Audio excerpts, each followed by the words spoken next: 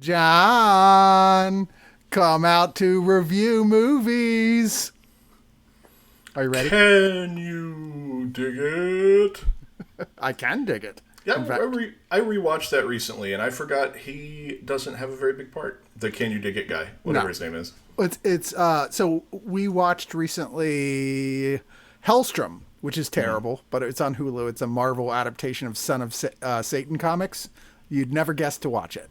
But there's a character comes in about halfway through, sort of the leader of a sort of group of, well, we used to be with the church, but now we do whatever it takes to get things done.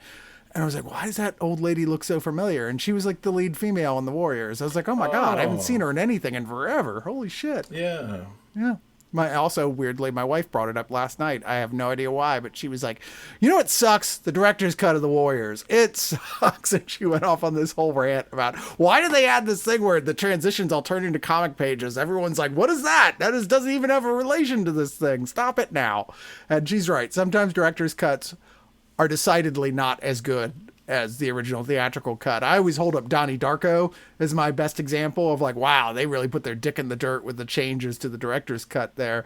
But The Warriors, yeah, that's true as well. We're not reviewing either one of those movies this week. Didn't want to give you the wrong impression here. Well, crap, I guess this is a short episode then, because that's all I watched were Donnie Darko director's cut and The Warriors. That's a weird coincidence, John. Yeah. How the hell did that happen? Well, so you can find me on Twitter at Golson, GHOLSON. So, I wanted to point out real quick that Christmas is coming up, which means Digital Noise will be doing its best of the year. Here's what the best deals you can get for Christmas show. I poked John and Aaron about this about a month ago, and I'm re-poking you. Okay. Poke. This Christmas is coming. The goose is getting list. Fat. Mm-hmm. Yeah, exactly. Please to put pennies in old man's hats. What? Is that a thing? Yeah, that's what they put them on their eyes. That's what they used to do. Please to put a penny in an old man's hat. Oh, Jesus, that's more archaic than me, and I'm pretty archaic. But I was going to throw out as well for Christmas, my buddy still runs Agronautics. That's the Lovecraft bobblehead. Woo, it's mesmerizing. And I like to give him a little shout out because he's a good guy. Let's see if I can add this to the... There we go. So that is, if you're watching the video, their page with a lot of the stuff they offer. They got like Jim Lindbergh from Pennywise, Milo Goes to College from The Descendants, Jimmy G from Murphy's Law, Skeleton from Rancid, Gibby Haynes from Butthole Surfers, Koki the Clown, Greg Graffin from Bad Religion, a whole bunch of stuff here to choose from. Operation Ivy, Andrew W.K., Milo from The Descendants again, but real. Leaving from Fear. They have a whole ton of stuff, and as well as enable pins, and they have a closeout section even with good deals on stuff that they're moving out. So yeah, I highly recommend checking out Agronautics. That's agronautics.com. And yeah, that's the end of my plug. That's all I got there for the plugs, except for the plugs of the movies that we are reviewing today. So let's get to it, shall we, John? We shall. Hold on. I just realized that I did not, in fact, forward you the list. So I'm going to forward you the list now. He's like, well, I haven't watched any of this shit. I have no idea what we've watched. I'll just do that real quick. Okay, now you have the list. I see it. It's Donnie Darko, Director's Cut, and Warriors, just like we said earlier. That's clearly spelled out here. No, it is not. You are mistaken. But what it is starting off with a film that, I never really thought about Amazon Woman on the Moon before as a sequel to Kentucky Fried Movie, but I guess it kinda is, in the sense that John Landis had previously directed Kentucky Fried Movie in 1977, and 10 years later is like, man, I kind of miss this whole sort of a spoof series of sketches movie compilation thing, and I kind of want to do it again. Now, he's not working with the Zucker brothers on this one, but he is working with a sizable cast of people and creators here and different directors who come in to do each one. Joe Dante, Carl Gottlieb, Peter Horton, John Landis, and Robert K. Weiss direct various episodes of this. And this is now available on a really nice Blu-ray from Kino. I was pleased to get it because I honestly haven't watched this one for a while. And I guess for me, this was kind of a late mid-teens favorite, if you will. Yeah, for me too. I was 17 when it came out, but there was a film where like, oh wow, this is my kind of thing. Now, I don't think this is as good as Kentucky Fried Movie. That's personal opinion.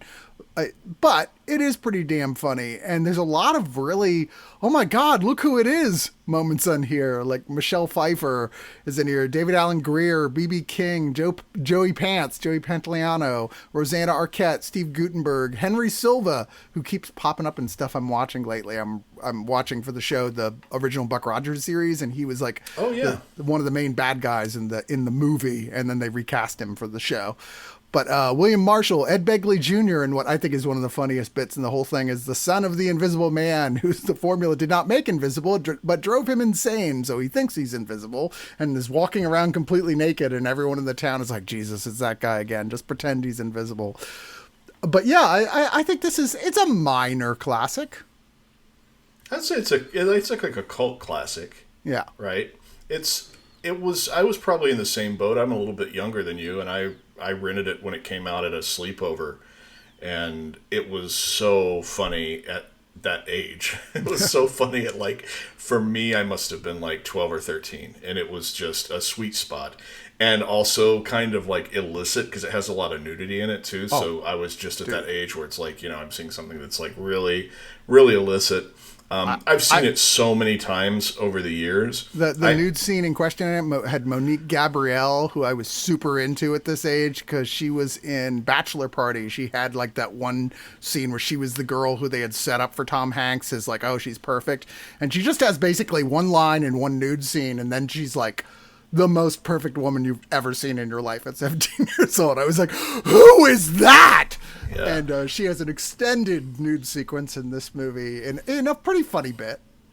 You have this thing here too where I had taped Amazon Women on the Moon off of television, so I knew that there were significant differences. Like my tape had, for instance, the ventriloquist dummy bit, which was not part of the movie. It had the extended roast, which is not part of the movie. And here in this Blu-ray, you do get all of those segments that were lost from other cuts. I really appreciated, I've seen this so many times that I think it's lost its power on me in a certain sense. I still like it, and I can recognize that there was a time that I thought this was like really, really funny. But I have to say, like, it's sanded off its edges for me, and a lot of the stuff that used to make me laugh didn't.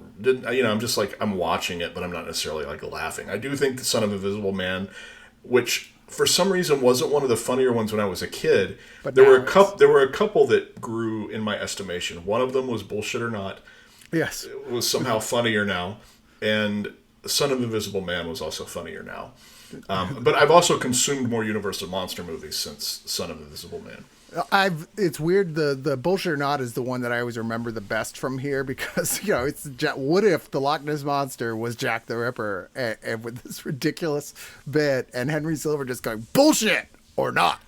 What's great, the thing about that, so there's a documentary on this that, if you like the movie at all, really makes this like a good thing to own. There's a documentary that gets into how this was made. It was written by these guys that were writing for The Tonight Show, and they wrote a bunch of sketches, and directors came in and got to choose which sketches. So directors that were invited later got like the runts, like the leftover sketches. Yeah. And the thing about the Bullshit or Not, the connection I just made there is they talk about the fact that sketch was written around the fact that they found that dinosaur thing that was available, so they wrote the sketch around the dinosaur thing to do was the Loch Ness Monster Jack the Ripper. They said, oh, it's from some other movie. Is that from Baby? Is that one of the brachiosaurs from Baby? If so, like, was it an evil brachiosaur? Because that is the most lascivious, evil-looking dinosaur ever. It's like, they talk about how low budget this movie is, and the fact that they were just like rating props and writing to the props like really tips its hand as to how low budget it was. But it's still a lot of fun. Yeah, if I had never seen this before, I probably would have laughed more than I do now because I'm just like you. I've seen this so many times. It's just been a while. And there's a couple stuff I forgot about, but that was usually for good reason. I was like, oh, well, that wasn't as funny. But there's a lot of charm here as well. I think if you've never seen this and you do traditionally like, good sketch comedy movies, then this is definitely a must see for sure. It's not all going to hit, but some of it will. One of the other best ones is one that they thought they weren't even going to include, with Carrie Fisher as the star and Paul Bartel, where it was like a parody of Reefer Madness with social diseases that is a mid-credits, oh yeah, shit, we got one more sketch thing that is well worth your time. And maybe, like I said, maybe for when I was younger, I didn't think that was that funny, and now I find it funnier, maybe because I've watched more of the things that it's making fun of. Definitely. But yeah, this comes with the documentary you mentioned, which is, I think, alone makes this worth watching for in a retro way. Like, oh, if you remember it, the documentary like adds so much interesting color behind the story of how this came together. And it's got a booklet with interviews with Sybil Danning, who's one of the leads in the actual Amazon Women on the Moon sequence, and the composer Ira Newborn. It has audio commentaries by co-director Carl Gottlieb, cinematographer Daniel Pearl, and Mondo Digital's Nathaniel Thompson. Plus, it's got a blooper reel, and then, as we said, the scenes that were only on the television version but were not integrated into the film version. You have to watch them as sort of like the deleted sequences. So yeah, I really thought this was well worth your time, quite frankly, no matter which side of the having watched it a million times like me and John, or never even having heard of it before. It's really worth checking out. Anyway, let's go on to our next one, which we're moving all the way forward to the year. I don't know what year this is supposed to take place in when they go to the future, but 2020, with the third installment. God, the last one was in 1991, Bill and Ted's Bogus Journey, and now we've got Bill and Ted Face the Music, a film they really had the script laid out as in 2010, so they've been working on this for 10 years, but they didn't actually get the deal to move it into production till 2018. I'd actually been following the writers, Chris Matheson and Ed Solomon, who wrote all three of these, for years online with their regular updates on are we finally going to get to do Bill and Ted's, and how everyone involved really wants to do another Bill and Ted to tie it all up. And so I was really excited about this, and I got to say, maybe it's something to do with the fact that I was one of those weird people who was wildly excited for a third Bill and Ted's movie, that this kind of came in underneath my expectations for funny. But I did think that there's no question this has a real heart to it. It definitely finds a way to tie in a lot of the things you love from both those two movies.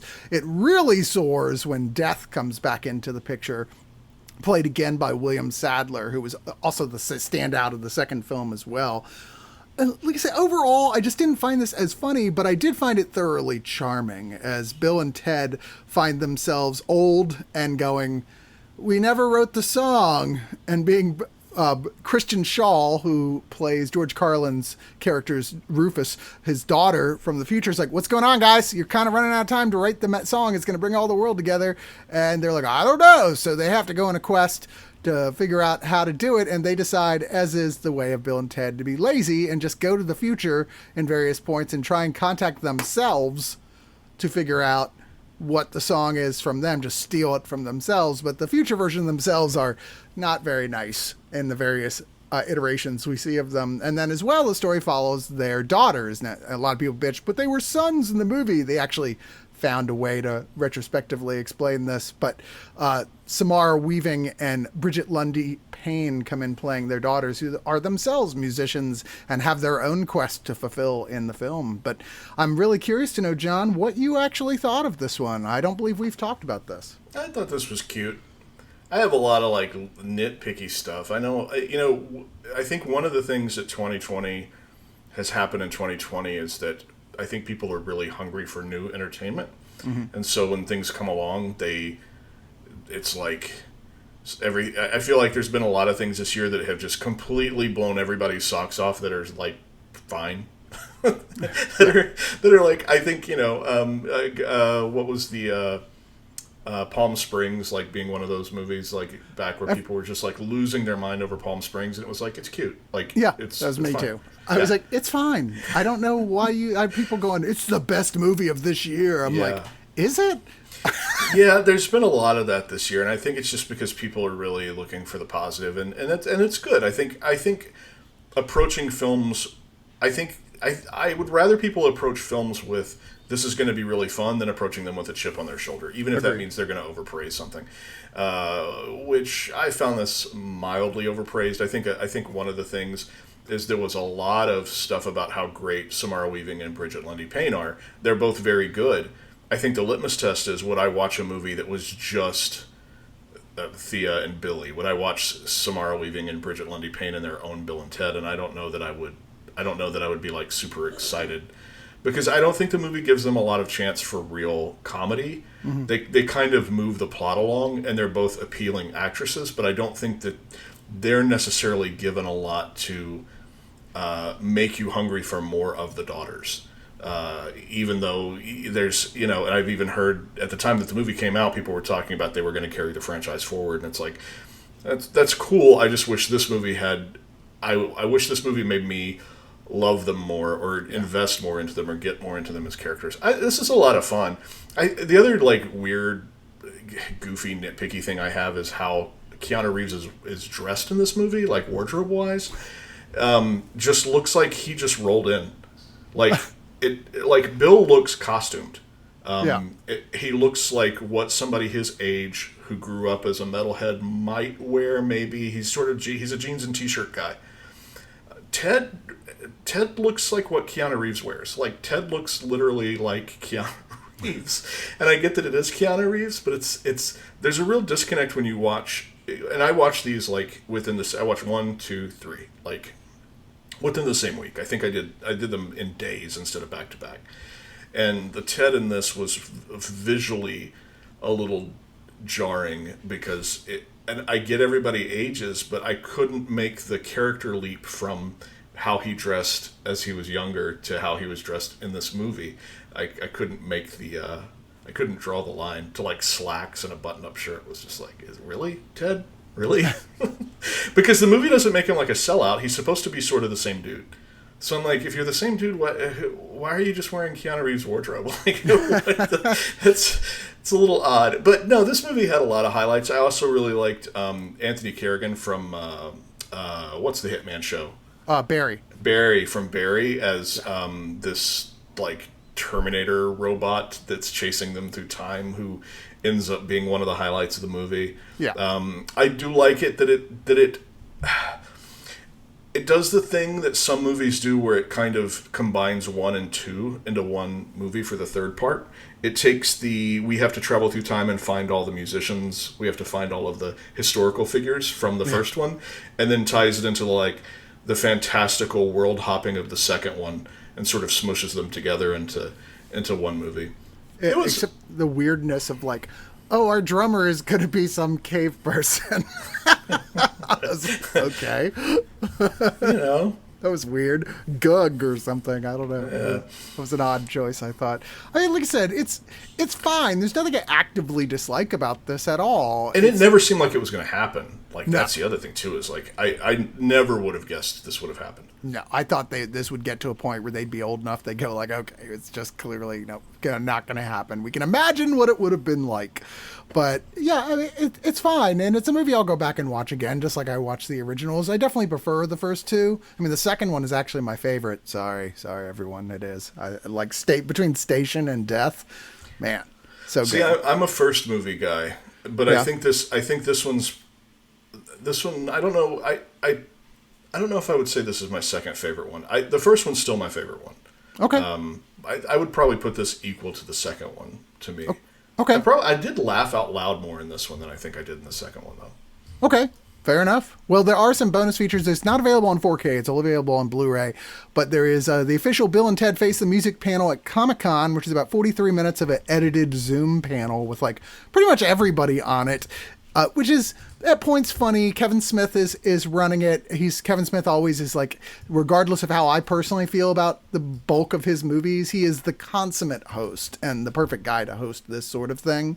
He's very funny, very good at addressing everybody, making everybody feel comfortable.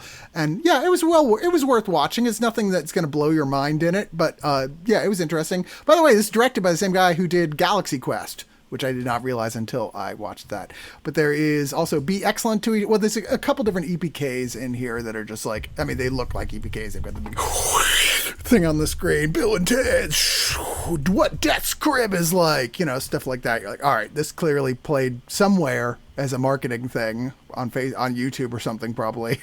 And now once you've seen the movie, there is literally no reason at all to watch that. But yeah, it comes with a digital redemption code, and I think it's worth it. If you're already a Bill and Ted fan, I don't think this will overly let you down.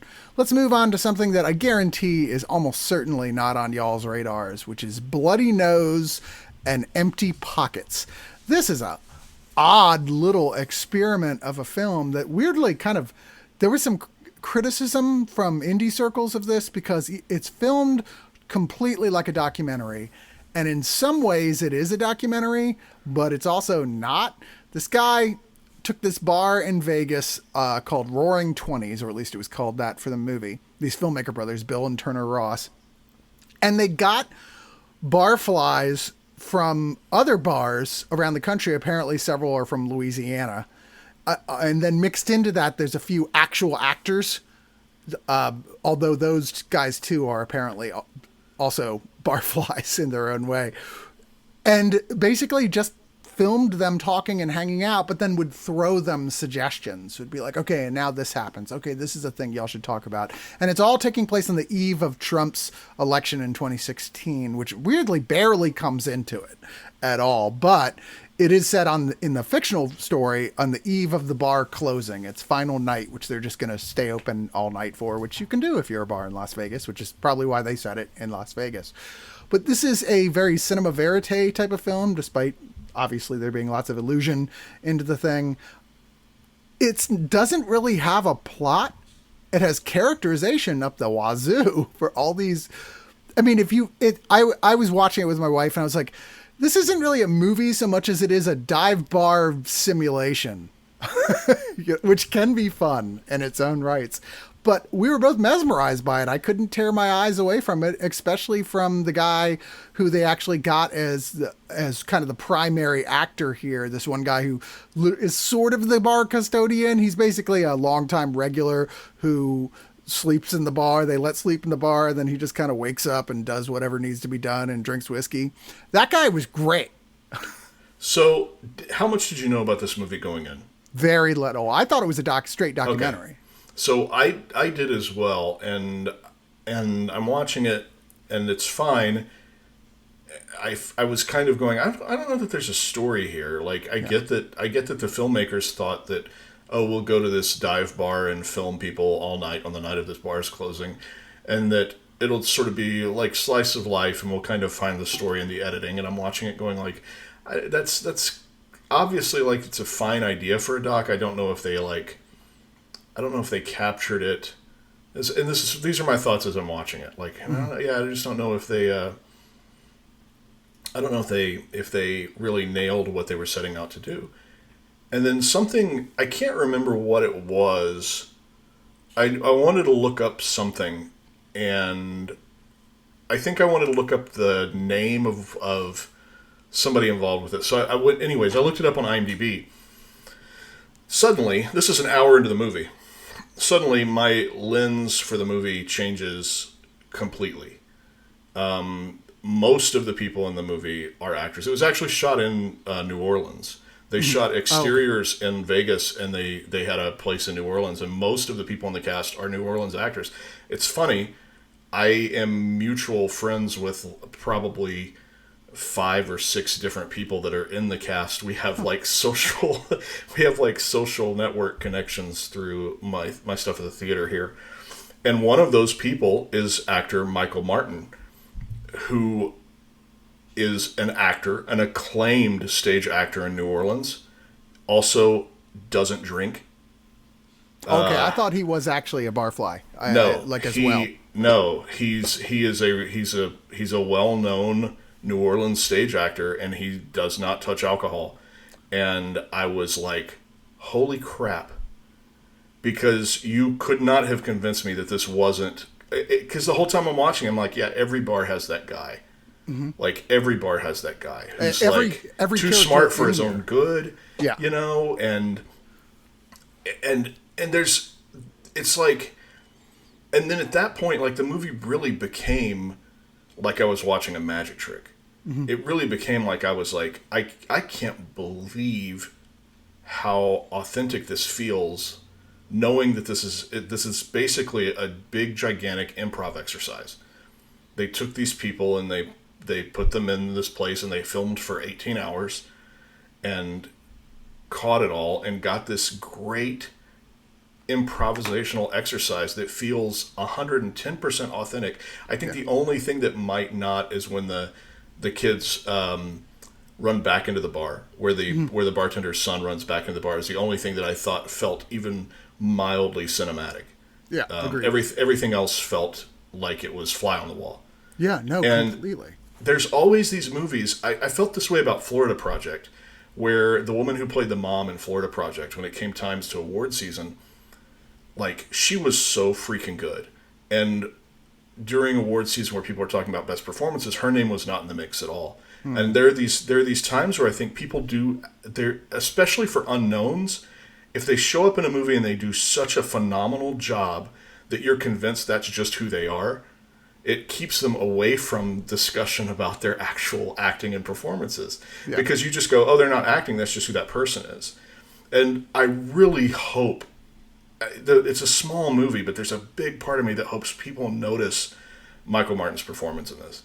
So good. Yeah. As far as the movie goes, I don't really like hanging out in bars. You've worked as a bartender before, so this is probably intimately familiar to you in a way that it wasn't to me. Yeah, for 2 decades. So, like, yeah. I'm like, every person in this movie, that person has been a regular at a bar. Not the exact actor or non-actor in the case, because there's only some actors and the rest were just unbelievably actual barflies who are just like comfortable with it. Sure, I can get drunk and just bullshit.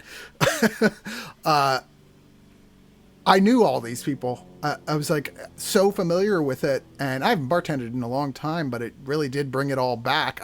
My bars I worked in weren't as divey as this one, but nonetheless, it's deeply realistic, and Michael Martin is the most realistic of any of them, and it's shocking to hear he doesn't even drink. I mean, that guy, I know like 3 different people, regulars, who all are that guy, Michael Martin. Exactly. So the way I found that out even was through a social media post about one of the actors in the film passing away, which is the guy with, like, he's dressed like a 70s sitcom character. He's got the jean jacket on with the UFO on the back. Yeah. And the big floppy hat.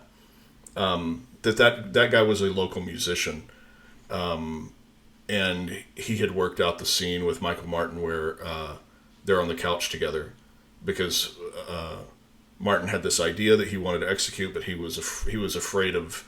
That was the only person that he had known prior to the shoot, and so he went to him and said, "Hey, I have this idea. Would you do this scene with me?" And that actor ended up passing away at sea, I believe. And in that post where Martin was remembering his friend and co-star, he mentioned then that he didn't drink in the role, and that was just it's mind blowing. It's funny, as much as I was like, yeah, I don't know about the movie itself, like just as a narrative, as a story. As much as I, like, fought against my better, I'm a narrative guy. I like a story. I like an art. I like 5-act structure, 3-act structure. Like I'm not into stuff that's like quasi experimental. But this movie really stuck with me this week. It's been the one out of everything that we've talked about on the show that I've devoted the most mental energy to over the past week. And I'd really like to see it in that same magic trick way where when you know how they do it, you want to see it again. Mm-hmm. Now that I know how it's done, I really want to see it again from the start. See, weirdly, I didn't have that same reaction. I find it kind of mesmerizing as I was watching it, but when it was over, I'm like, I don't think I'll ever watch that again, but I'm glad I saw it, and it was really like just transformed me to a different place that was as you said, 110% convincing, and that it was real. And it is some weird mix of real and not real. It is an interesting little experiment. I think the criticisms because of that aspect of it are kind of preposterous, but whatever. Well, it was, so from my understanding, the Ross brothers have only done docs, and when it was presented on the festival docket, the assumption was, because it was the Ross brothers and because it looked like a doc, that it was a doc, and then people felt tricked. Yeah. That's the takeaway that I got from reading more about it. Yeah, I did too. But apparently, even at those festivals, they came out and were saying this is not a documentary. But people were like, okay. Anyway, so this Blu-ray, it's about 98 minutes long. It comes with an after hours bonus featurette, which is kind of a neat thing where they, because, you know, everybody is quarantining because this came out this year. So they're like in this sort of basement that's been retrofitted to sort of look like a bar in ways with like Christmas lights strung up and stuff. And they've set up a bunch of TVs and laptops in different places around it where they're having Zoom conversations with the various people. So it's like they belly up to the table that they're at and talk to them. And I was like, oh, that's kind of cool that they did that. The weirdest part of it all is they have a special guest, and for no reason I can detect, it's David Byrne who comes in and talks to them and sings. And you're like, why is David Byrne in this? No one knows, but he is. He must be a fan. Plus, there's 2 never seen before bonus scenes, and yeah, I think this is solid. Obviously, John does too. Yeah, I agree. All right, we're gonna move on to the next one, which is going back to another, man, we've been covering some Richard Pryor films this year, and this is another one. And this is another one that I hadn't seen before, the 1981's Bustin' Loose. And the reason I actually didn't see this initially is not just because my parents probably wouldn't have let me see it when I was 11 years old, but also this was kind of limited, apparently, with theatrical releases. A lot of places chose not to play it because even though it seems like it's going to be kind of a family-friendly movie, and it is, except that Richard Pryor is the lead, and he's just cussing up a storm and doing the Richard Pryor thing. And also there's a child Vietnamese prostitute, so that's weird. Although it plays out strangely, like in a touching way. But so the story is he's a convict. He's violated his parole. There's a fun scene where he and a friend try to steal a bunch of TVs from a store, and they get caught. And also the follow-up where he reverse psychologies the judge into not sending him to jail, putting him back on parole. But his parole officer, who he's known for years, Donald, played by Robert Christian, is like, okay, but, you know, I mean, I have helped you, you got to help me. So my girlfriend, Vivian, played by the great Cicely Tyson, she is a school teacher.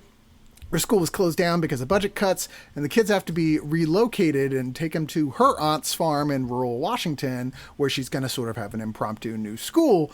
And so he says to Joe, Richard Pryor, well, you're going to drive this old school bus, and you're going to drive all of them out there. And he wants nothing to do with it. He's like, kids, fuck that. I'm not a babysitter. But eventually gets into it. And as you can imagine what would happen in this sort of film in the 80s, he slowly grows to like the kids. The kids slowly grow to like him. Cicely Tyson and him can't stand each other until they do start to like each other. And then they start to really like each other, and yada, yada, yada. I mean, the plot is nothing surprising. There's very little here that is surprising. But I will say there's some genuinely pretty fucking funny moments in here. There's a bit where they get the Ku Klux Klan to help push them out of the mud that I thought was genuinely a riot. And there's a part that I thought was actually kind of touching with, like I said, the little girl. At first I'm like, Jesus Christ movie, what the fuck? Where one of the girls is like a 14-year-old ex-child prostitute who keeps going, hey, what's up? And you want to go back to my room? You're like, this is not cool. And he's like, oh God, and he's grossed out by it, like, oof, no, until finally he confronts her in a way that I was like, that was actually kind of strangely moving. I really liked this. I didn't think I would like it as much as I did. On its surface, it's kind of generic for films of this kind, or of this time, but ultimately Pryor sold this for me. This was one that was a movie that my girlfriend grew up with, where they had this on VHS, and so she knew lines of dialogue, you know, as they would happen. I had never seen it. It does not feel like it came out in the 80s. It feels like it came out in the 70s. There's like residual 70s-ness to the overall look and feel of the movie. Yeah. And it's very much following like the sort of Bad News Bears template of taking someone who shouldn't be around kids and then dropping them in around kids. And honestly, like kind of a one-upmanship in the scene where she describes all of the kids and all their various problems that you know are all going to be like little comedic ticks that will be sort of addressed or checked off or have gags written around like as the movie goes on. The blind kid who wants to drive. Yeah. You know. I thought this was okay. It's, you know, it's funny because Richard Pryor, I just got through watching The Comedy Store, which has a lot of talk about Richard Pryor in it. And I haven't watched a lot of Richard Pryor stand-up, like barely any. So my familiarity with Richard Pryor is kind of flailing through mediocre kids movies, which I hear who he was as a comic and who I see on screen. It's always like this like floundering, in over his head kind of dude. It always seems at odds with what his comic persona on stage was when people talk about like how angry and pointed and direct he was. Yet in movies, he's like a fool. He's always playing a fool to varying degrees. This was okay. I thought this was okay. It's a little long in the tooth. It kind of dips its toes into action comedy water in the back half a little bit. It was fine. There's a reason, sometimes you uncover a gem and other times you're like, oh, okay, that's what that movie is. And this was one where it's like, all right, now I have seen Bustin' Loose. I actually had it confused because of the title. I had it confused with Stir Crazy, which I've never seen, because Bustin' Loose made me think, oh, it's about him getting out of jail, which in my head was Stir Crazy, which is not what this movie is. Which is, I think, easily the best Richard Pryor movie. Okay. And for some reason, the Kino, who's been steadily releasing Richard Pryor movies, hasn't done that one yet. I haven't seen that. I watched Silver Streak and found it oddly unfunny. Yeah. But that's about the only time I've dipped my toes into stuff where he's making movies for adults. And then Blue Collar, which we talked about months ago. Which was great. Yeah. Yeah, that's Blue Collar is like great, but in a way you don't expect it to be, like not as a comedy. This is more what you would expect from a Richard Pryor comedy made in 1981, I think. Like I said, Stir Crazy, it's him and Gene Wilder together, which in that movie you think, oh my God, I hope these guys get back together again. They're like the best team. And then they made 2 more movies, both of which are not good. Yeah. So, but yeah, I liked it more than you did, but there's a new audio commentary by film historian and critic Sergio Mims, and then radio spots and theatrical trailers. Not a lot extra here, but I do think if you consider yourself a Pryor fan or films of this type, the Bad News Bears types, that this is well worth a look. I'm glad your girlfriend was happy at least. Oh yeah, she had a lot of fun with it. So if it doesn't get my ringing endorsement, it definitely got hers. Fair enough. Well, we're going to cover one real quick that you did not see. And this is Westworld Season 3. Yes, I know. We did a full highly suspect or Screener Squad review of this, a long one on Season 3, where I was the one kind of going, this is the point to me where this show is really, I mean, I was not as crazy about the second season as the first, and this was, well, you're trying something different at least, and it didn't really work for me that well either. I know a lot of the critics loved it better than the second season. I don't know whether I preferred it or not to the second season, probably, but I was pretty damn mixed about it. But you can listen to the full review for that, and also we reviewed it when it came out on Blu-ray. But I'm bringing it up now because I felt like it. Fuck you. No, I bring it up now because they have the 4K and Blu-ray combination package, which has just come out, and sure, I'll take any HBO stuff that I even mildly like on 4K. I'm very excited to own the best possible physical copy of any of this stuff. And there's no extra stuff in terms of bonus features that wasn't with the Blu-ray set that we already discussed. It's, it is what it is. It's the best version of Westworld Season 3, so if that interests you, then here you go. Here's the new set. Although I liked the cover art considerably better for the Blu-ray than this one, which is just very, very basic. But, yeah, I don't know. I mean, you haven't watched any of the Westworld, right, John? I've seen the first episode twice. Why? Did you just think, well, maybe I didn't, everyone else seems to like it, maybe I'll give it another try type of thing, and then you just I liked it fine. It's just, there's just not enough time in the world to watch and do everything you want to watch and do, so Westworld is one of those that just, didn't happen. There's no grand reason, it's just, life's short. Yeah. That's all. That's fair. Oh, Life is indeed short. Thank you. Well, we'll move on to a film that, regardless of how short life is, I really, really want everyone to give this movie a chance, because this is my third time seeing it. I saw it in the theater. I saw it when it came out on Blu-ray, and now on DVD, and now I'm seeing the new Criterion Blu-ray edition of Ghost Dog: Way of the Samurai, which is tied for my favorite Jim Jarmusch film with Dead Man. And this is the story of Forrest Whitaker, who plays a character named Ghost Dog, who models his life after the code of the samurai, which it regularly shows on the screen, like these things in the way of the samurai, these lessons that in some way apply to what's going on in the plot. And because his life was saved when he was younger by a very cliched, intentionally so, Italian gangster, Louis, he's decided that he is the retainer of Louis and will take jobs for him, which he gets through passenger pigeon, which is, not technically a thing that exists anymore, which they even point out in the movie, but they do anyway.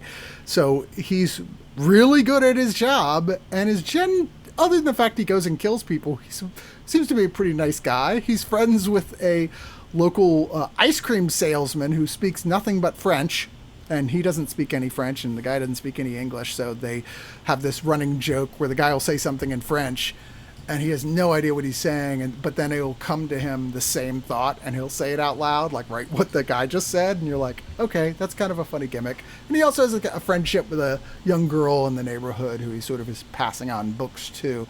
But everything goes sideways right at the first hit he does in the beginning, because he takes out a guy who's a made man, even though he was ordered to, and the mobster in question, the guy who gives him his orders, is like, well, they told me to. They're like, yeah, we did, but also you can't just kill a made man, even though we told you to do it. So you're gonna have to find and kill the guy who did it. So this has a lot in common with the 1967 Jean-Pierre Melville film Les Samurai, which I've never seen, but you can't read anything about this movie without someone pointing out how, like, almost point for point, this is like that close to a remake of it, but with a very Jarmusch sense and a strong dose of the RZA, who came in and did an original soundtrack for this, which is excellent. Every time Ghost Dog steals a car, which is how he gets around, he always has a CD with him, which he puts into the CD player, which is playing a RZA song. RZA himself has a brief appearance. But yeah, I kind of worship this film. There's something about it that's like, it's very violent, not gory, but it's very violent, but it's so zen-like. You're just relaxed watching it, I feel like it's like AMSR violence. Yeah, I could see that. I thought it came out in the early 2000s, and I was like, wow, this has such a 90s indie movie feel that's it's just a flavor, and I cannot articulate what it is about. I think part of it is honestly that this stuff was still shot on film. Mm-hmm. And film just has a texture to it. There's something about the way that film is, because it's chemical and imperfect. There's something about the way that film is that just makes movies different. And I hate to sound like that guy, but I know. But there's just something there, and I'm watching this going, man, this has such a 90s feel. And then I thought, I guess this, thinking that it came out in like 2001 for some reason, but then finding out it did come out in 99, I was like, this really feels like the last of the 90s indie movies, Mm-hmm. And I don't know what it is about that particular specific flavor. There's a nostalgia to it for me that reminds me of when I was at my hungriest as a film fan, when I was reading Premiere and Movie Line and absorbing as much as I could and renting as many obscure things as I could. There's actually another movie on this list that reminds me of those days as well. But there was something about being a film fan in the 90s, because you had...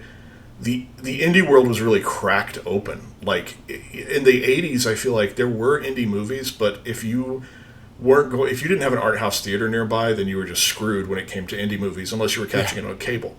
In the 90s, I feel like the indie movies were there in the video store. Like, that situation had been cracked completely open, so you did have all the blockbusters, but you had all the smaller stuff too.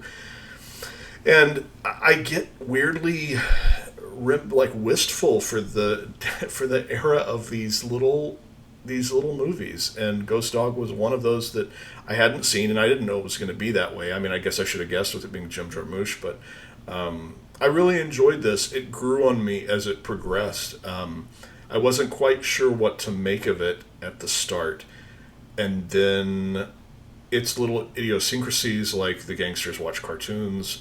There's little touches of humor. There is a very like almost turning like Japanese samurai culture into like fetish type territory. It was very good, and it really grew on me over its running time. I really did like this movie.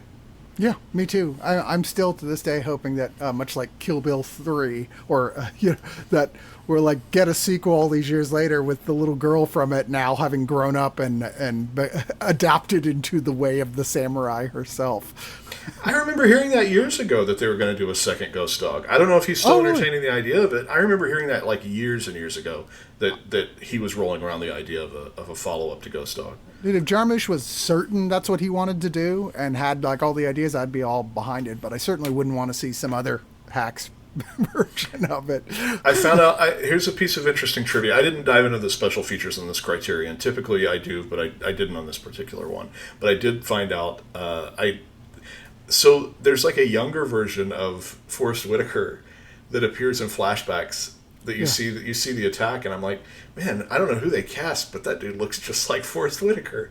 It's Forrest Whitaker's younger brother. Is it really? Yeah, he's got a brother that's 10 years younger than him, and the younger brother plays him in those flashback scenes. God, watching that, I just looked at it and went, well, it must have just been like, because you kind of just see him from like weird angles. I was like, oh, it's probably just Forrest Whitaker, and they just shot it in a way to make him look like younger with the lighting and stuff and the filters, which are often in those scenes. I had no idea it was like actually someone else. yeah, it's his kid brother. But there are a lot of extras here. This is a Criterion, so there's a 85-minute audio-only Q&A with Jim Jarmusch, which is really kind of fun, where people, I don't know where they did it, but fans of the film submitted questions, and he just goes through these questions and answers them. And Jim is just a delight to listen to. He's very funny. He's very self-effacing. He clearly is just kind of a nice guy and very smart. And a lot of the stuff in there it's not always the answers you think they're going to be, which is interesting. There's a Zoom conference call with actors Forrest Whitaker, Isaac de Bancoul, and Michael B. Gillespie, who all go back and talk about their memories of the film. And that goes on about 30 minutes, moderated by film scholar Michael B. Gillespie. Casting with Ellen Lewis, 16 minutes on that, which is also audio with her talking about her work with Jarmusch and the casting process.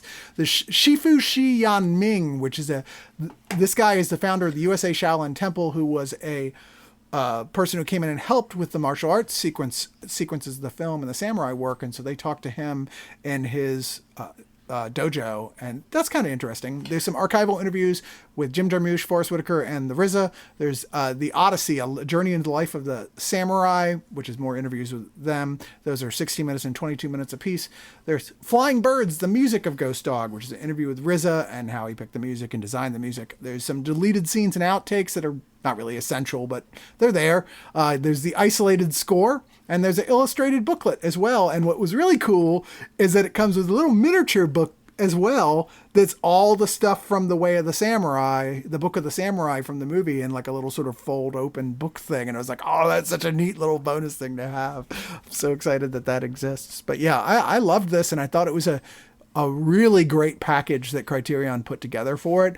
I mean, I think some of it, like the Zoom call and Jarmusch just being on audio, is entirely because they put that together this year. And, well, what are you going to do? People aren't gathering in person, and it would have been great to see them together. But, this is what we got, and what we got is still pretty great. So we're going to move on to another film, which I literally just reviewed for the site. It was funny. This movie, Mortal, which I was excited to see because it's by Andre Overdal, who is a Norwegian director who did some movies I really love, like Troll Hunter, The Autopsy of Jane Doe, Scary Stories to Tell in the Dark. Yes, I kind of love scary stories to tell in the dark. I've softened on it since my initial review where I was like, I like it. Now I'm like, I kind of love that movie. It's exactly, there's not a lot of great horror films for kids. And that's one I'm like, you know what? I would definitely put that on a great horror movie for kids list. So I was like, Mortal, he's doing a new movie and it's about, spoiler, Thor. It's not much of a spoiler. The cover's got this guy with like lightning bolts coming down all around him. And you're like probably 20 minutes into the movie, you were like, oh, he's Thor. We just reviewed this for Screener Squad. So I went into it at length on there and my feelings, which were very mixed on this film, quite frankly. But there was also a lot that I did like. But let's hear what John Golson feels about this movie that now is also out on Blu-ray. Oh, wow. I thought that this started pretty good, and then narratively it keeps repeating the same scene over and over and over and over until it gets to the end, which is he meets a girl. His powers lash. When people attack him, like the Hulk, when people like put him under high pressure situations, he lashes out and goes on the run. And the movie does that like 6 times and then gets to the ending. And it's like, there was no, we talked earlier about structure. There's no rising action, climax, falling action. It's just the same sequence of him being cornered, lashing out, going on the run. Being cornered, lashing out, going on the run. There's no escalation to the scenes. There's no heightened stakes. There's no greater displays of power. It's just sort of the same scene over and over until you get to the end, and the end is the reveal that, like, oh, his powers are based in Norse mythology. This was extremely mediocre movie. It's very slick, a very professionally made, good looking, good effects, and just narratively stunted. Like there's no momentum, there's no movement in this thing at all. I liked it more than you did, but not a huge amount more than you did. Yeah. I also really like Norse mythology a lot. One of my favorite books the last couple of years was actually Neil Gaiman's take on Norse mythology that he put out, which is just delightful. And it's based on like as close as possible to the actual original Norse myths. I highly recommend that if you have not checked it out. So it was like, okay, I'll watch a movie by this director based sort of like a retro new take on what if Thor came back and doesn't know he's Thor. It's fine. It's just there's no surprises here, like, at all, except that you end it with what should have been, like, the middle of the second act. And I was like, okay, that's a weird... I mean, I get that you're like, I'd like to do another one, but come on, man. I mean, as you said, they kind of just do the same shtick over and over and over again, and then finally, in the last 10 minutes, the movie starts moving, and you're like, that's it? Okay. Yeah. But I didn't... I found this kind of nice, but not memorable. I would definitely watch a sequel if he promises to make shit happen. But there's only one extra here. It's the Dark Hero, The Making of Mortal, which is about 23 and a half minutes. Yeah, it's okay. Won't spend too long on it because, like I said, we just reviewed it. We did not just review The Veil, which is an older 2016 American supernatural horror film that Blumhouse Productions did, although this kind of got... I mean, not even kinda. It just got buried. Like, this didn't really have a theatrical release almost at all. I definitely did not hear about this when it came out. It must have just, like, been one of those they didn't screen for press at all. Well, he's been doing a lot of TV stuff, too. I mean, There's been a lot of, like, made for Hulu, made for Amazon stuff lately.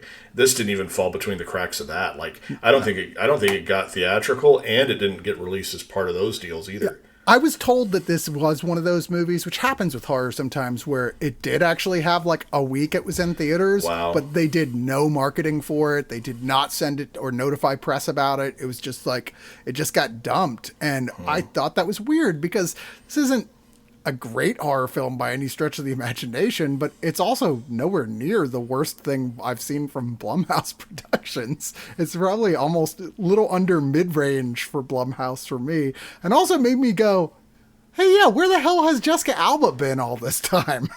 Did she just disappear for a while? I mean, even in 2016, you're still like, last thing I remember seeing her in before that was the original Sin City, so okay.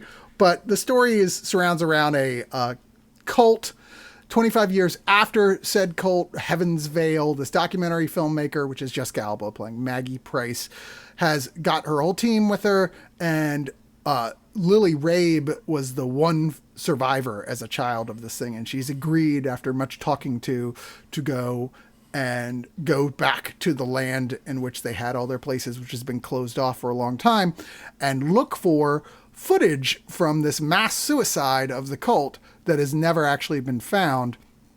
So they all go there. You find the footage. One can't help but be reminded of Sinister. I certainly was.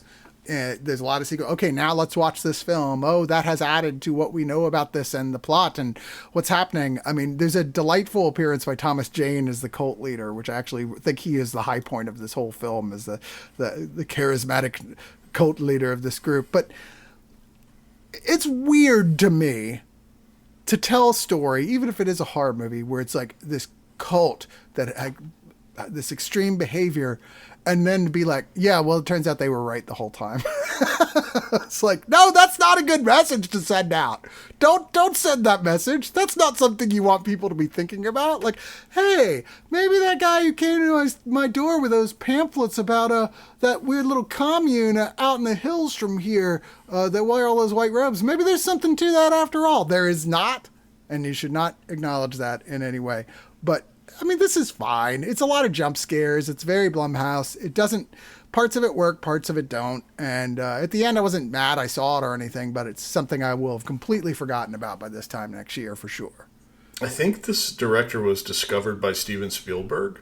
Uh-huh. Back in the day, he did an Irish gangster movie called State of Grace, and he did 3 O'Clock High, Phil Journeau.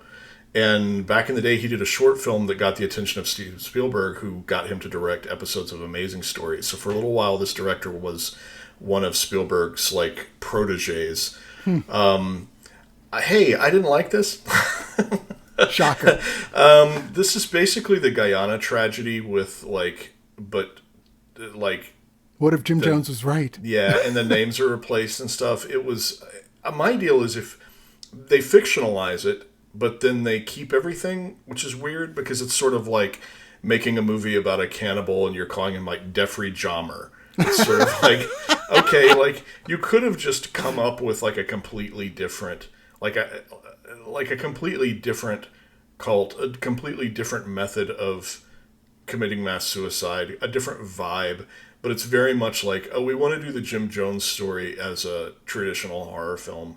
And I don't know. None of that. Which none of someone's that really, already done.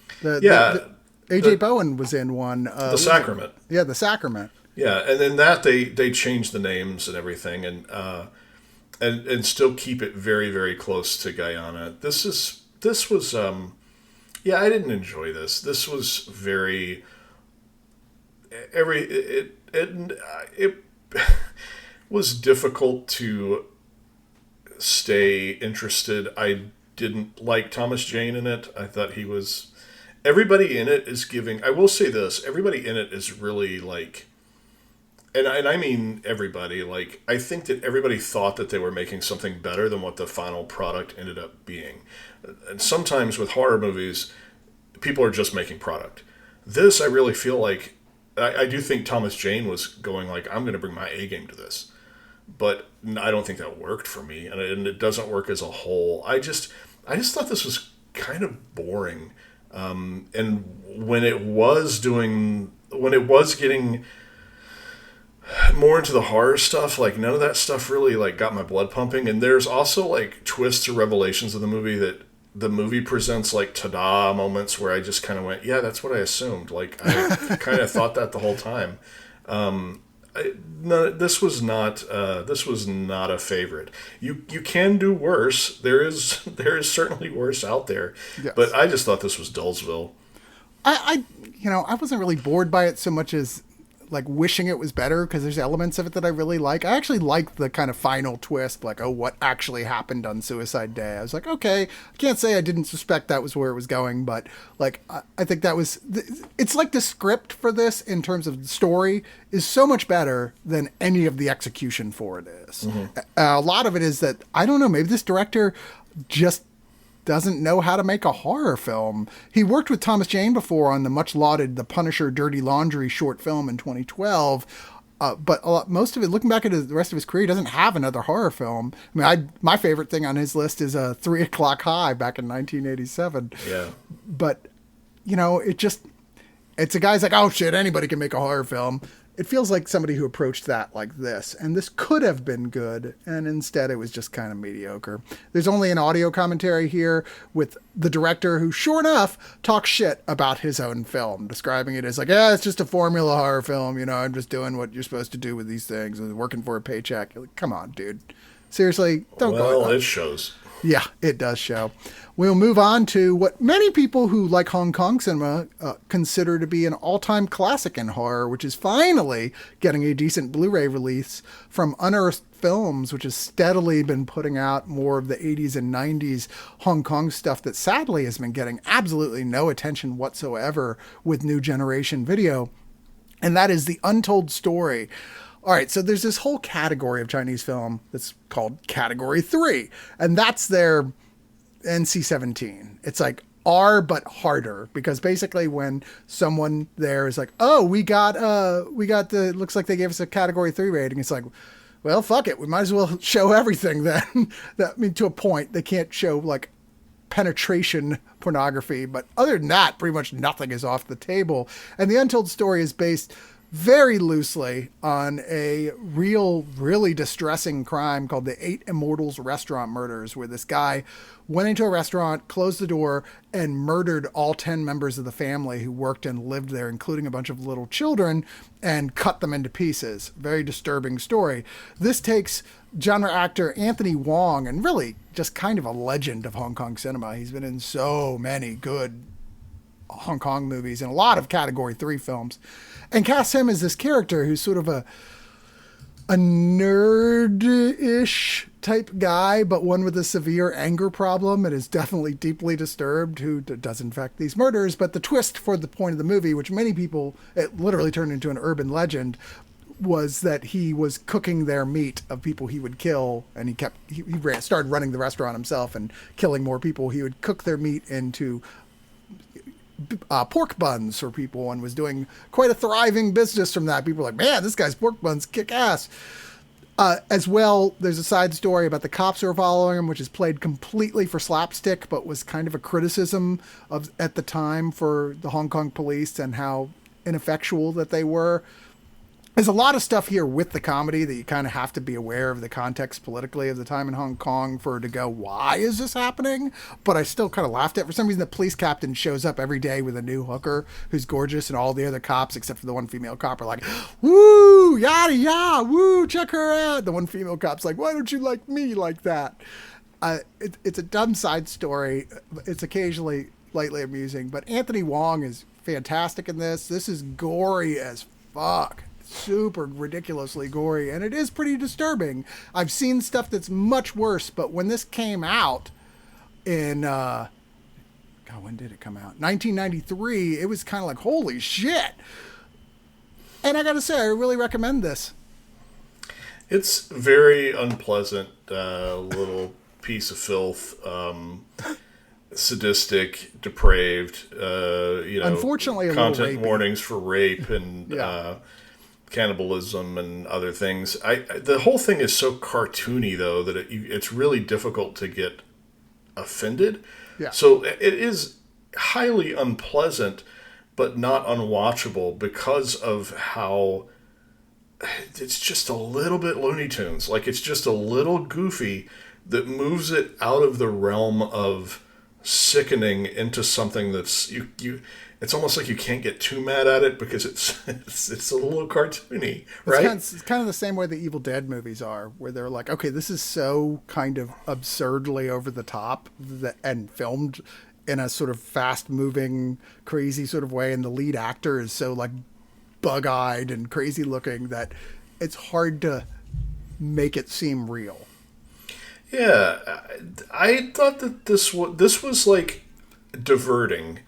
I watched it all, and I watched it all with like kind of a half-cocked smile on my face.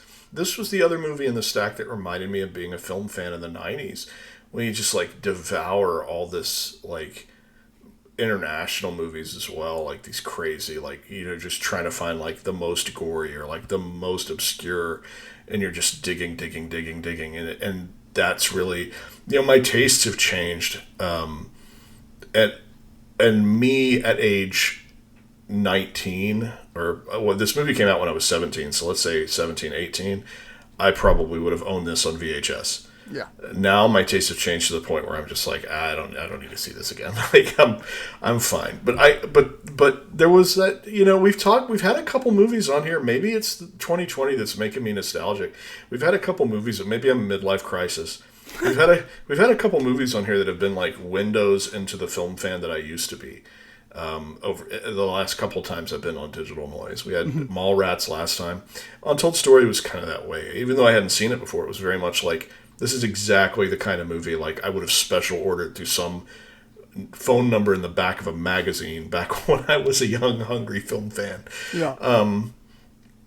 That said, you know, I think you can tell from what Chris and I have said if this is for you or not. Other Category 3 films include like Riccio, if which you're is the familiar best with one. that one. That's you the know, best one. I think too that there is the comparison to NC-17 in the States, but the difference, a major difference, is that in the States, NC-17 never became a very strong rating or label because exhibitors wouldn't play NC-17 movies. So they could never be successful because they just weren't played anywhere except outside of like independently owned art house picked theaters. I think with Category 3, at least the impression that I get from the Category 3 stuff was that people would go seek them out. Like they were successful, and it was almost like a brand unto itself. Like, you're going to go see the new Category 3 films, or what's out right now that's Category 3, and you would go see that because you knew you were going to get a lot of sex and nudity, and you were going to get a lot of gore or whatever. Yeah, and there's a really comprehensive feature-length documentary, too. Which I was going to say, that is the number one reason to pick this up. It's an hour and 23-minute documentary on the history of Category 3 films. And I admit, like, as a huge Hong Kong film fan, I didn't know but so much about Category 3 films because a lot of them just were never brought over here at all. Like, you'd read about them in, like, Eastern Heroes magazine, which, yes, that's people who were fans of this cinema back then used to actually go anywhere to pick up issues of that if you could find them. And I still have the book they show in there. Like, they show, like, a cover. It's actually the cover of a compilation book that they put out of, like, the best of Eastern Heroes, and I still have it. It's really cool to learn about this whole cinema, and it kind of also gives you some heads up of like what to see and what to avoid, you know. But yeah, that alone makes this worth it, I think. Yeah, if any of this sounds of interest to you, it's worth seeking out. If already we've talked about the sex and the violence, and you're like, I don't think this is for me. Trust me, it's not. Like, if you're rolling it around like, it has rape, but you said it was funny. It's like, no, you're probably best if you stay away. You're right. Yeah, it's not unless you're absolutely certain this is for you. It's not for you. yeah, exactly. There's also 13.5-minute Cantonese Carnage, which is an interview with a guy named Rick Baker, who is not the special effects guy. What a disappointment! I know. You're like, you get done watching this like movie with all this gore, and I go look at the extras, and it's like, oh, there's a Rick Baker. Rick Baker's talking about. I can't wait to see what he says about the effects and what makeup like he envies, and then you put it on, it's like just a dude named Rick Baker. So you also get a Q&A with director Herman Yao. There's a commentary with Anthony Wong. There's a commentary with Herman Yao. There's an audio commentary with Art Edinger and Bruce Holacek. There's the isolated film school score, and there are the trailers. But I do think this is a really solid release, and I think it's a just absolute shame that most of this 80s, 90s output from Hong Kong has just disappeared. I mean, a lot of this stuff never even got a DVD release over here, just got VHS at best. And there was a period of my life, I loved this shit. And this company, Unearthed Films, is just starting to be one of the people who's focusing on these things. But like, they sent me one of the ones I was super excited to get, The Bride with White Hair, which I have an old non-anamorphic DVD for, but that's a great one, right? That's a classic. Yeah. And I put it in and it's like, oh, we're really sorry, but you have to have a European player or all no regions. I was like, it doesn't say that anywhere on the box or the advertisement for it. What the fuck? I was like, okay, weird. And also, why not? Why wouldn't they give you the rights to all region on that? I have no idea, but very frustrating moment for me. I was like, because I do not have an all region player. So I was disappointed. But I do not either. Yeah, but I thought this was actually really cool, and I hope they do more that are all region. We're going to end with a region, was it region 1? I guess America, 4K of Antebellum, a movie that I famously was the sole defender for on the site when we reviewed this on Screener Squad, and I still stand by my words that I think this is a deeply misunderstood little horror film.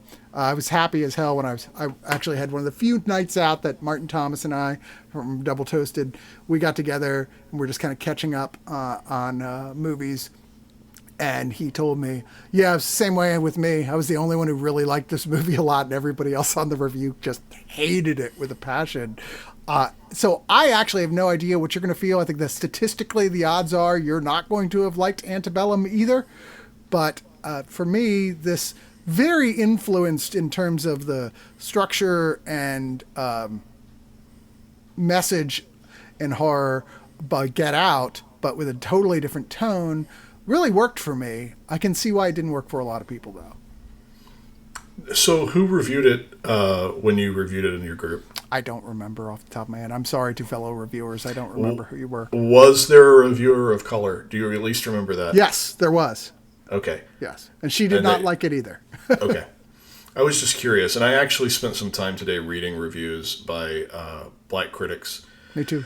Because it was really hated by all critics of both white and black critics. Yeah. I think this is okay. I think it's just an okay movie. I don't get the vitriol for it. I don't get the hate for it. I also don't think that a lot of it. I mean, it's not as good as it could be with the same idea. I'll try to dance around spoilers. I think that there are better ways to have approached the material than to sort of write it backwards from the hook. But that's all kind of armchair quarterbacking. I think the movie itself is okay. If this were like a 1 hour episode of like Black Mirror or Twilight Zone, Twilight Zone on CBS, I think that the reception to it would be a lot different. I think people were highly anticipating it because the trailers were cut so good. Because it's a nice looking movie, but I thought it was fine. It's not the best execution of its own idea, but it wasn't the 1-star trash that I felt like a lot of critics were bestowing it with. I think it ends up being like a very, very ambitious but ultimately just okay studio horror film. Yeah, I feel like for me, there's a point in this movie where I realized, and it's exactly the same with Get Out, which is a much better film, but it's the same. And funny, most of the criticisms launched at this film, I'm like, you could say that exact same thing about Get Out, which is that, well, that's not possible. Like, I'm like, well, how could that be? It's like, it's not supposed to be. You're not really supposed to take this literally. It's definitely talking about something else. And people saying, oh, it's really racist. I'm like, first off, it's directed by a gay couple, one of which is a black man, and written by a black person, and stars all black people. I think you're putting a read on it that isn't accurate, but it's not my place to say that either. I just felt exactly the opposite. I felt this film was saying, like, the antebellum South never went away, and not in a time travel sort of way. I mean, literally, it's still fucking there, and the attitudes are still there, and nothing has changed, and that is the most horrifying thing of all. And I felt they really got to the emotional center of that horror here, and I find it very striking at points, especially in the third act of this film. It definitely could have maneuvered the 3 acts, which are non-linear, better than it did, but I really like the performances. I really like the emotion here. I don't know. It worked for me. It didn't work for most people.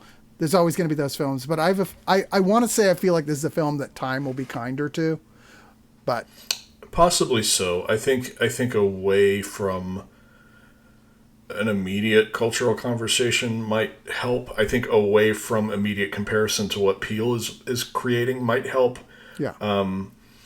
I don't know. And although I'm not as positive as you, I'm also, not as negative as many, as most. Yeah. I mean, it's 29% on Rotten Tomatoes, which you can take with a grain of salt based because it's Rotten Tomatoes and it's just yay or nay by some completely random, arbitrary decision-making thing. But a lot of the reviews I saw they counted as rotten were like not any more rotten than a lot of the reviews they counted as fresh they were a lot of reviews that were just kind of in the middle the way you're saying, and I'm like, who decided that this was fresh or rotten? A lot of reviews they counted as rotten. I was like, this was actually not really that critical of the film at all. It just said there's certain things about it didn't like. And like I said, once again, vice versa. I don't think it's perfect, but I enjoyed it, and I thought it was beautifully shot, so I'm glad to have it on 4K. This also comes with Blu-ray. It's got the history in front of us, Deconstructing Antebellum, which is an hour and 7 minutes, two-part documentary, which get into the whole history of how this came to be and the production process with the directors. There's a hint of horror, The Clues of Antebellum for 6 minutes, which had the co-writers and co-directors George Bush and Christopher Renz talk about the little Easter eggs that are hidden throughout the film. There's about just under 5 minutes of opening Antebellum, which takes a look at the opening unedited one take sequence that they shot, which I thought was pretty cool. And there's 8 minutes of deleted scenes and then the theatrical trailers. Now we've come to the part of the show that John always dreads. And that is the segment we call Tell a Joke That You Made Up Just Now, John. No, I'm just kidding. That's not a part of the show. Oh, God. It'd be great if it was, though, just to watch. Holy crap. No, this is the part of the show we call... What do we call it, Jen? Oh, Pick of the Week. Pick of the Week? Yeah, Pith of the Week. Week of the Pick. Week of the Pick. And I know for me, I'm going with Ghost Dog, which I thought was an exceptional package that they put together here for an exceptional movie that was long overdue for a Blu-ray release. But what about you, John? Whole package, I would say Ghost Dog. 2 movies for the price of one. I would say the Untold Story. Mm-hmm. Which you are really getting 2 movies. That documentary in any other form would be a standalone DVD, about Cat 3 films. And then I can't stress this enough. One of the best performances of 2020 is in the movie Bloody Nose, Empty Pockets. I don't know what people will think of the movie, but it definitely contains one of the single best acting performances I've seen this year. That said, now that I've paid homage to these three movies, it's not a 3-way tie. I would probably give it to Ghost Dog in regards to one that you'll have on your shelf and revisit, every few years. Yeah, I definitely will be revisiting my copy of it. And that is it for Digital Noise this week. Thanks to John Golson. You can check out his artwork in the comic Halloween Man, which just had its big anniversary recently. What anniversary was it again? 20th anniversary. 20th anniversary. Yeah, 20th anniversary. It was the first American work by comic superstar Nicholas Scott, who does Black Magic for Image now. It's 20 years old, and you can find the Halloween Man anniversary special on Comixology and wherever fine digital comics are sold. And whenever this whole epidemic sequence is over, whenever we're done with this act of our existence, then you can come to Austin and see John running and writing and directing a whole bunch of comedy shows. If live theater's ever a thing again, we'll see what happens. Yeah, I imagine some of those theaters lost their leases. Every single one. Every single one. Yeah, Hideout's gone. And the Vortex is still there, though. Okay, comedy ones. Institution is down. Cap City's down. Cold Town's down. Hideout's down. So 4 of the comedy theaters. Velveeta Room is still around, and although they're not, I don't think they're doing live shows there. Velveeta Room hasn't closed, and Fallout hasn't closed. We'll see what happens. Oh, Cold Town and Cold Town. Fallout. Fallout's my thing. But Cold Town is the one that I think is relocating. So I don't think Cold Town's done for. I think Cold Town's just trying to find a new home because that whole block that had Cold Town and I Love Video sold So they had to leave the premises, which is why both of those businesses are gone. Well, maybe if we ever do a One of Us festival here in town, we'll make everybody come to one of y'all's shows. Oh, that would be nice if that could work out. Yeah. All right. Well, that's it this week. Thanks, everybody. Thanks, John. Thank you.